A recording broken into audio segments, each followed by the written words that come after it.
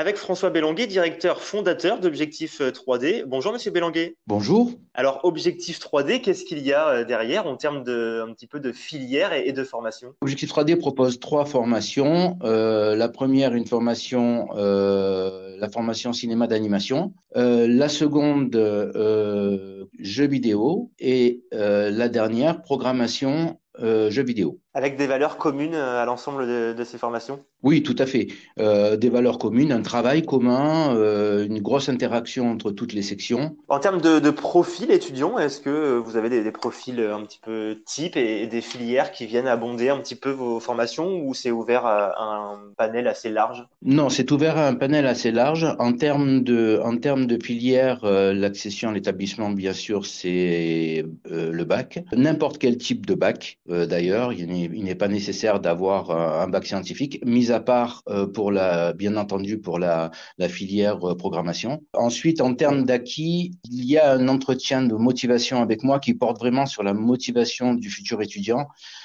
Sachant que nous sommes toujours refusés à demander à un étudiant de nous prouver ce qu'il sait faire dans des domaines que nous sommes censés lui enseigner. Donc, en fait, c'est surtout basé sur la motivation, l'envie de l'étudiant d'accéder à ces métiers. En termes justement de valeurs, vous l'avez dit, la motivation est importante. Est-ce qu'il y a d'autres traits de caractère qui sont une plus-value pour les futurs étudiants avant de vous rejoindre? Alors, d'autres traits de caractère, oui, bien entendu, ça va un petit peu avec la motivation. C'est-à-dire qu'à par moment, il faut vraiment de l'acharnement. Il faut que l'étudiant soit le plus sûr possible au départ que ce sont ces métiers-là qui l'intéressent parce que c'est pas facile et ça demande énormément d'investissement en temps. Il faut une forme d'acharnement et aussi, je dirais, une forme il faut que ce soit ludique pour eux. C'est-à-dire qu'il faut que ça leur plaise suffisamment pour que ils puissent entre guillemets s'éclater dans ces domaines-là, même si c'est très difficile d'appréhender ces domaines-là. Quel est l'équilibre en temps entre la pratique et la théorie finalement? Est-ce que vous mettez beaucoup l'accent sur des cas pratiques ou est-ce que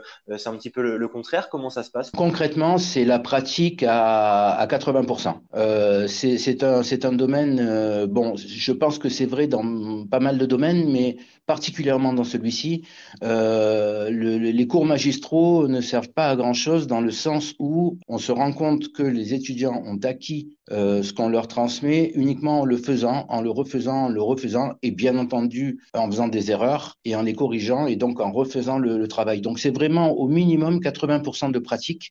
D'autant que c'est très rapidement des travaux en équipe dès la première année, puisque le métier qu'ils doivent appréhender doit leur amener la partie technique et doit leur amener aussi, bien entendu, la partie, je dirais, savoir-être dans le milieu professionnel. Donc, ils vont intégrer des studios de production avec entre 20 et 200 personnes et il faut qu'ils puissent trouver leur marque très rapidement et commencer à produire. Derrière Objectif 3D, les premiers mots qui viennent un peu à l'esprit lorsqu'on ne connaît pas la filière, c'est la modernité et l'innovation. Est-ce que finalement ces mots-là et ces valeurs-là, on les retrouve un petit peu dans l'établissement avec des outils d'innovation, etc. Alors, de l'innovation, oui, parce que nous avons la chance d'être dans une ville qui est un très gros bassin de production en 3D. Donc, moi, vous imaginez bien, depuis 20 ans, je suis en relation avec énormément de studios et directeurs de studios, ce qui me permet d'avoir leur retour sur les compétences immédiates à amener à mes étudiants et sur les compétences à venir.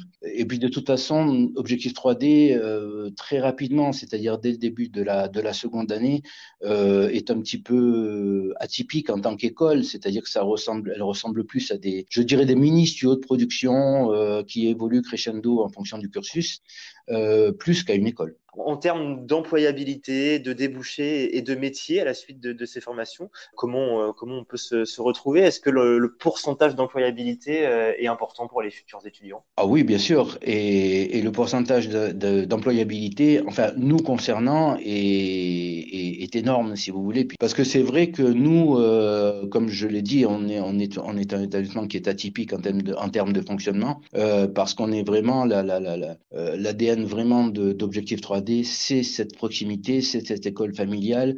On est en rapport avec les parents aussi bien qu'avec les étudiants.